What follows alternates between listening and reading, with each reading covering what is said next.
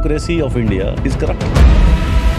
Corruption start कहाँ से होता है? यूपीएससी रिजल्ट के पहले वाले दिन से करप्शन स्टार्ट होता है। कैसे? यूपीएससी का रिजल्ट आता है हर साल। उस दिन जितने कोचिंग इंस्टीट्यूट्स हैं हमारे देश के, वो सारे के सारे उनके पास पैसे लेके पहुंच जाते हैं कि आपका फोटो यूज करना, आपका नाम यूज करना है। पहले दिन उनके पास पैसे पहुंचने स्टार्ट हो जाते हैं। अमित किल्होर एक यूपीएससी टीचर और कंटेंट क्रिएटर, आज उन्होंने शेयर की यूपीएससी और आईएएस सिस्टम की वो अनटोल्ड रियलिटी जो आप सबका जानना बहुत इंपॉर्टेंट है। तो एक आईएएस को निकाल क्यों नहीं सकते? The cage is so strong, even a god can not remove an IAS. तुमसे सबके सब बड़े बड़े लोग आके मिल रहे हैं। The MLAs are meeting you, the MPs are meeting you. तुम कहीं पे जा रहे हो, ट्रैफिक पुलिस वाले को सलाम कर रहे हैं, तुम्हारे पीछे गाड़ियां चली हुई हैं। You are elite, you are different, you are something else. ये बाकी सब तुम्हारे नीचे हैं।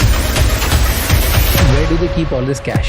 इनको पता है यहाँ हाईवे निकलने वाला है। अभी भोपाल में यार 50 आईएएस थे। 50 आईएएस ने कॉमन लैंड खरीद ली 5.5 करोड़, ठीक है। उसके बाद वहां से निकाल दिया उन्होंने, हाईवे का प्रोजेक्ट पास कर दिया। 2.5 साल के अंदर अंदर वो 65 करोड़ की होगी। राजस्थान में पानी के लिए प्रोजेक्ट था, कुएं बनाने थे उनको बहुत सारे, 100 करोड़ रुपए सैंक्शन हुए। 100 के 100 करोड़ रुपए डकार गए, एक भी कुआं नहीं बना। जेमिनाई से निकाल के फोटो लगा दिए। इतनी टफ एग्जाम, इतना रिजिड, उसमें कोई डॉक्यूमेंट फर्जी डाल दिए। यूपीएससी में डॉक्यूमेंट बहुत सारे फर्जी आते हैं। फिजिकल हैंडीकैप के तो बहुत ही फेक है। इंडिया सबसे डिफिकल्ट कंट्री है वर्ल्ड में। क्यों difficult country? In the sense कि बाकी सारे के सारे कंट्री ना होमोनाइज्ड है। The idea of the nation is already built into it. एक देश है, एक ही आइडेंटिटी है, हाँ। एक ही तरीके से सोचते हैं। एक ही तरह कल्चर भी सेम है। इंडिया में 500 आइडेंटिटीज हैं, 500 लैंग्वेजेस हैं, 50 रिलीजन है। गवर्नमेंट से जो अनाउंसमेंट हुई 1 लाख रुपए की, पहुंचते पहुंचते गरीब इंसान है जिसको 1 लाख रुपए मिलने चाहिए अपना घर बनाने के लिए, उस तक कितने पहुंचेंगे?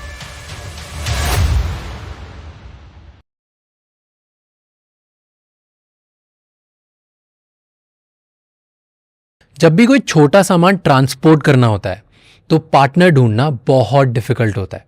या तो वो वेंडर्स सिर्फ सर्टन वेट का सामान ही ट्रांसपोर्ट करते हैं या फिर बहुत एक्सपेंसिव होते हैं। इसीलिए आई यूज़ पोर्टर। उनके 2-व्हीलर सर्विस 40 से ज़्यादा सिटीज़ में अवेलेबल है and they understood the consumer needs and have now launch porter scooter with the same 20 kg capacity for goods that need extra space and extra care. And the best part is porter से आपको कभी prices के लिए negotiate नहीं करना पड़ता। जो rate app पे दिखता है वही आप पे करते हैं। लॉजिस्टिक्स एक्सपर्ट पोर्टर के साथ आप अपना सामान बिना किसी टेंशन के ट्रांसपोर्ट कर सकते हैं। To know more about our title sponsor Porter and their services, check the link in the description.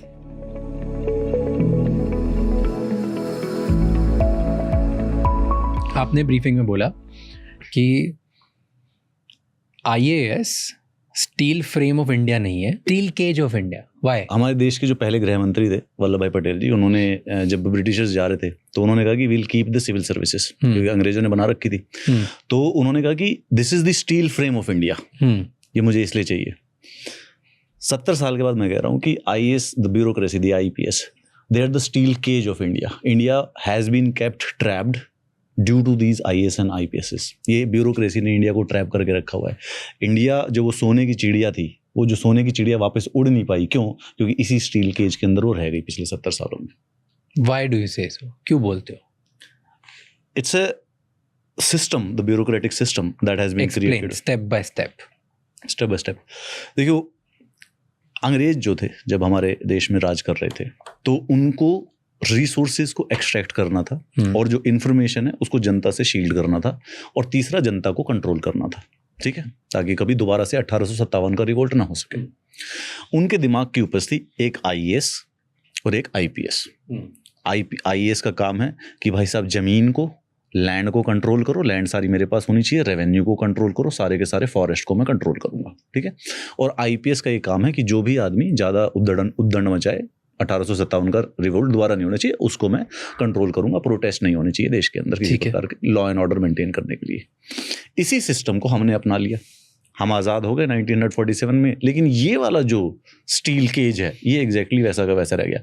इसी केज ने तो इंडिया को स्लेव बनाया था। ब्रिटिशर्स ने एनस्लेव कर लिया इंडिया को।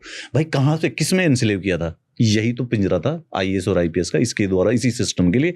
सो दे क्रिएटेड दैट सिस्टम। उन्होंने बनाया उसको इस प्रकार से। वो जो लीगल सिस्टम इंडिया का जो है और वो जो आईएएस और आईपीएस की जो ब्यूरोक्रेसी है, उसी को तो एनस्लेवमेंट कहते हैं। व्हेन यू हियर कि ब्रिटिशर्स एनस्लेव्ड इंडिया, तो क्या मतलब है? 1 लाख ब्रिटिशर्स थे वो, इंडिया की 25 करोड़ पॉपुलेशन थी उस समय, कौन क्या मतलब कोड़े थोड़ी ना मार रहे थे। ये सिस्टम्स के द्वारा इंडिया को as a civilization, as a country, as a system enslave किया गया था। Now at that time Vallabhbhai Patel जी कहते हैं कि यार ये ना फ्रेम है, यही तो स्टील फ्रेम है हमारे देश का, इसने हमारे देश को होल्ड करके रखा हुआ है। यस, बिल्कुल सही है, देश को यूनिटी को होल्ड इसी ने करके रखा है। लेकिन 1947 के बाद जो इनका काम था इन्होंने वो नहीं किया, ये वही काम करते रहे जो इनका पहले काम था, ये स्टील केज का ही काम करते रहे, फ्रेम का काम नहीं किया। फ्रेम का काम होता है कि to hold everything together and let everybody fly, सबको उड़ने दो। केज का काम होता है कि सब यहीं पे पकड़े रहो जहां पे है, जैसा भी सिस्टम है, which is what they have done and they have been very successful to do it। तो आपने इतना बड़ा स्टेटमेंट दिया, आपने बोला कि ये स्टील केज है, ये दबा के रख रही है, ये हमारी जो सोने की चिड़िया है इसको वापस उड़ने नहीं दे रही है, राइट?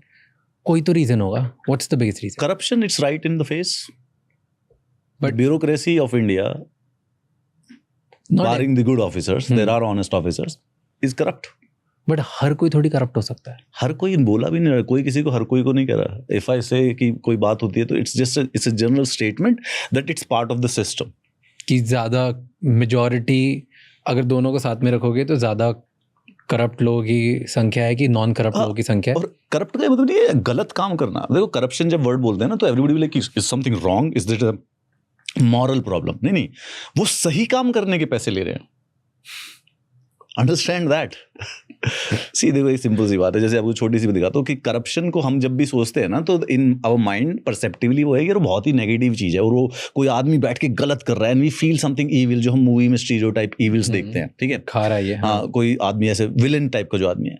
करप्शन उसको वो माइनर है, वो 10% हो रही होगी। असली करप्शन है कि जो काम करना है, जो सही काम करना है, उसके पैसे लेना। अभी एक किसी छोटी सी बात है, गांव में किसी को किसी गवर्नमेंट स्कीम में घर बनाने के 1.25 लाख रुपए सैंक्शन हो गए। अब वो जो बैठा हुआ है क्लर्क, वो एक 1.25 लाख रुपए उसको निकाल के नहीं दे रहा, बोल रहा कि इसमें से 25,000 रुपये मुझे दो।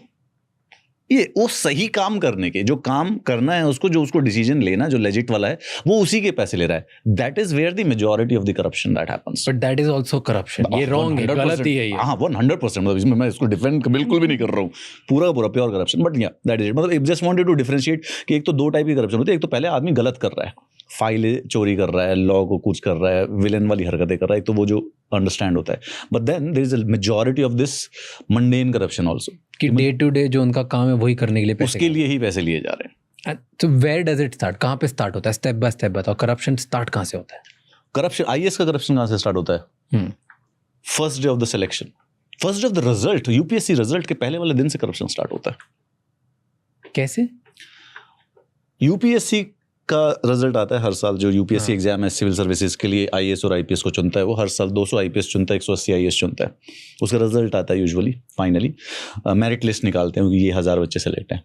उस दिन जितने कोचिंग इंस्टीट्यूट्स हैं हमारे देश के, वो सारे के सारे उनके पास पैसे लेके पहुंच जाते हैं कि आपका फोटो यूज़ करना है, आपका नाम यूज़ करना है। आफ्टरनून में रिजल्ट आएगा, by the evening those IAS and IPS जो कि बच्चे अभी भी सिलेक्ट हुए हैं, ये 15-15 हज़ार के कमरों में रहे हैं पिछले 4 सालों से। अब इनको कोई 20-20 लाख रुपए, 25-25 लाख रुपए इनके घर पे बैठा हुआ ये देखे कि मेरे वाले यूट्यूब के चैनल पे आ जाओ। This the first day, is the first experience of their that their life literally changes after 1 or 1 minute। मतलब वो एग्जैक्ट सेकंड है, एक मोमेंट है सेकंड का, मतलब they have absolutely fundamentally different life. इससे पहले कोई पुलिस वाला इनको ना रोड पे थप्पड़ मार देगा और इनको जेल के अंदर डाल देगा अगर ये हल्का सा स्कूटर पे हेलमेट भी नहीं पहनेंगे। इसके बाद समथिंग एल्स, पहले दिन उनके पास पैसे पहुंचने स्टार्ट हो जाते हैं। The first day, I can tell you, I can assure you with that. तो सब बिकते हैं, सारे रैंकर्स बिक जाएंगे सारे। फर्स्ट ऑफ ऑल तो किसी भी रैंकर को ये मॉरल इशू ही नहीं लगता। क्यों नहीं लगता? वो कोई आपको 5 लाख रुपए लेके आ गया, 10 लाख रुपए लेके आ गया, फोटो लगानी है, ठीक है, उसके यूट्यूब चैनल पे चले जाना है, पॉडकास्ट पे चले जाना है किसी के, वो थोड़ा ऐसे ही दिखा देगा कि आप मेरे से ये पढ़े थे, वो पढ़े थे, टेस्ट सीरीज पढ़े थे। किसी को लग ही नहीं रहा, ये बहुत बड़ा मॉरल इशू है।